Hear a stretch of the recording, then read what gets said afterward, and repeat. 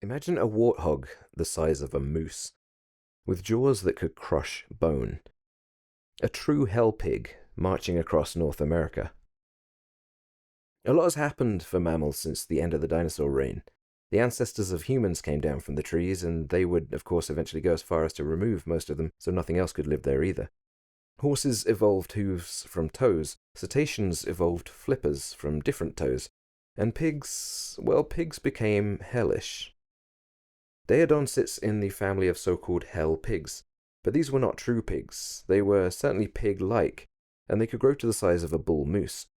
But they're ultimately an extinct family of ungulate, and of them all, Daeodon was the largest we know of for sure. In this video, we're looking at the time, the place, and the duration of the reign of Daeodon, and we'll end with the suggestion of perhaps an even bigger pig. And like so many significant paleontological discoveries, our knowledge of Daeodon all started with Edward Cope. It's perhaps fitting that such a crazy animal would be discovered by a man known to be, well, eccentric would be putting it politely. Daeodon was discovered by 19th century paleontologist and lunatic Edward Drinker Cope in 1878. Cope was one half of an infamous duo of petulant narcissists whose rivalries became known as the Bone Wars. And it's well worth the read if you like stories of sabotage, ego, and other disreputable behavior by people who should well have known better. But regardless of how silly these men were, they contributed a tremendous amount to the world of paleontology, and Cope alone discovered 56 new species of dinosaur, and over 1,000 extinct vertebrate species in total. One such discovery was a genus of monster ungulate known as Daeodon. Cope would give it the genus name, but the name Daeodon shoshonensis, as the type species would become known, came later, being taxonomically reclassified from the perissodactyls, that is, horses, tapirs, and the like, into the artiodactyls, specifically the Entelodontidae family of hell pigs. The name Daeodon means dreadful tooth, and this was more or less all there was to go on at first, as Cope's discovery only included fragmented jaw bone. Much later, other discoveries were added to the pile, and the shape of this creature began to emerge. But the Entelodonts in general have a long and convoluted history of classification, and the truth still hasn't been fully crystallized, so the mystery of how these incredible beasts lived remains. Before we delve into that, though, let's take a look at the where and the when. Daeodon was discovered in the John Day Formation, which is a thick deposit of volcanic sediment laid down between the Eocene and the early Miocene. The John Day River now cuts through this ground and exposes the bones of animals that were obscured by ash between 39 and 18 million years ago. The Eocene, which is represented in the oldest sediment in this formation, was the middle epoch of the Paleogene period, and it was followed by the final epoch, the Oligocene, and this is where Daeodon shows up. The Oligocene is marked by a change in Earth's biomes from the tropical and archaic realms of the post-dino early Paleogene into the more recognizable modern ecosystems of the Miocene. It was the epoch during which Antarctica began to look a bit more like we consider it now, for one thing. Eocene Antarctica was covered in temperate and subtropical rainforests, as the wetlands and swamps all over the world released copious amounts of methane that kept the planet hot. The shift to the Oligocene brought with it far cooler climates, and an extinction event of its own, the cause of which is not yet fully understood. Whatever it was, there was a great turnover around 33 million years ago that marked the beginning of the Oligocene. This was one of the most pronounced climate shifts in all of the time since the end of the Cretaceous. Scientists have studied its effect on marine environments quite a bit, but terrestrial biomes are still less understood. Suffice it to say, though, that this was a massive turnover in terrestrial gastropods, amphibians, and reptiles. But this list is conspicuously absent of mammals, and that's because they were far less affected. As we leave the Eocene behind and enter the Oligocene, the time of Daeodon's earliest fossil evidence, its family, the Entelodontidae, had already been around for millions of years. It's thought that they originated in Asia, with some of the oldest teeth being found in Krabi in southern Thailand. These teeth perhaps belong to the type genus of the family Entelodon, and from there it's thought its descendants migrated north and into Europe and then across into North America.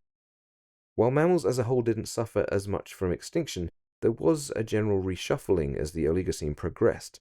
Perissodactyls, the odd-toed ungulates, who had been the dominant group of mammals for a very long time, but it is in the Oligocene that we see them give way to the now far more prevalent artiodactyls, or even-toed ungulates.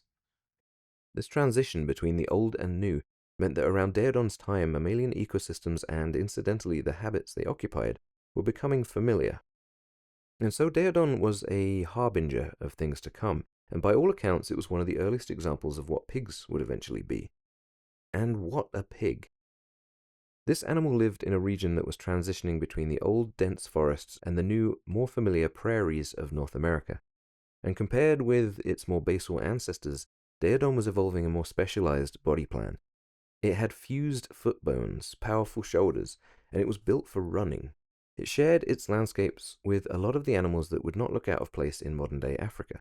Gazelle-shaped camelids, jackal-shaped amphicyonid predators, and herds of prehistoric rhino species. So far, nothing particularly out of the ordinary for a warthog-like animal, but what made Daeodon truly outstanding was its size. Before we touch on that, here's a quick reminder that if you guys are having a good time, you can quickly and effortlessly support our channel by adding your like to this video and subscribing to see more of them. We really appreciate your engagement. Now, if you've seen our video on hell pigs, you'll probably know what's coming, but if Daeodon is a new one, it might still be a surprise as to how much hell you can fit into a pig. First, it's worth repeating that Entelodonts weren't true pigs. They had very pig-like body plans and similar lifestyles probably, but by the Oligocene, pigs were only just emerging as a family in Asia and certainly didn't meet the modern standards yet. And they were nowhere near as big. Daeodon's most exciting feature, again, was its size. This was a 2-meter tall animal, 3 meters long, and may have weighed up to 750 kilos, perhaps even more. And far from being a fatty truffle shuffler, it was built for running. Again, the name means dreadful tooth, and the Daeodon's skull was long, heavy, and packed full of these teeth. Most notably, the canines sitting in a meter-long jaw, they jutted out in a manner not dissimilar to those of a hippo's. And like a hippo, they were supported by some very canine-like incisors to give an extra layer of intimidation. But these teeth weren't likely specialized for hunting. The pig-like molars and specific wear patterns on fossils suggest that this was an omnivorous animal, likely also a scavenger. But this doesn't rule out hunting. The large and heavy head would have been cumbersome when hunting, but this beast was adapted for eating meat, no doubt, so it likely wouldn't have turned down the opportunity to hunt where possible. Other members of the family have stronger evidence for predatory lifestyles too, and the stereoscopic vision, cursorial body plan, and ability to crush bone all point to a very dangerous animal regardless. But the huge head, terrifying teeth, and wide gape suggest that Daeodon shared another similarity with hippos: face biting. So here we have the largest of the hell pigs, able to run, crush bone, and open its mouth ridiculously wide, and it specifically evolved to bite faces. This was a pig that would consider us bacon. It's no wonder that it became known as the Terminator Pig. But it wasn't likely prey whose faces it was built to bite. Daeodon may have engaged in dangerous intraspecific combat with members of its own kind. Its skull has large bony protrusions on its mandible, and these could have been where protective tissues were housed. Skulls on this animal are also covered in wounds to back up this hypothesis, and it's most likely that it would be the males who engaged in combat like this. Daeodon was unquestionably a force to be reckoned with, and it's the largest confirmed species so far found in the Entelodontidae family, but there are hints at one that could have been even bigger. Daeodon, far from being a pig, was likely more closely related to hippos, which may explain a lot of the similarities that we see in it. Its fossils are rare, and the information around it is still very incomplete. It's likely it was one of the last genera in the progression of the family from generalized to more specialized over time, and there are remains of another genus slightly older that may have come from an even bigger version. Paraentelodon is known from even less evidence than Daeodon, so the speculation around it makes up the vast majority of what we think. But one thing's for certain, this hell pig had even bigger teeth. This mysterious animal seems to have been present in North America a little while before Daeodon, so it may have even been a direct ancestor, or at least a close relative. It lived well into the Oligocene and then disappeared, and Daeodon would continue into the early Miocene after that, before following suit, along with the family as a whole. It's possible that the increased specialization in the family over time led to less adaptability, and with the rise of other ungulates coming up behind them, there simply was too much competition to stick it out. It's also possible that we'll never know what happened to the hell pigs for sure. As mentioned, Daeodon fossils are rare and Paraentelodon even rarer still.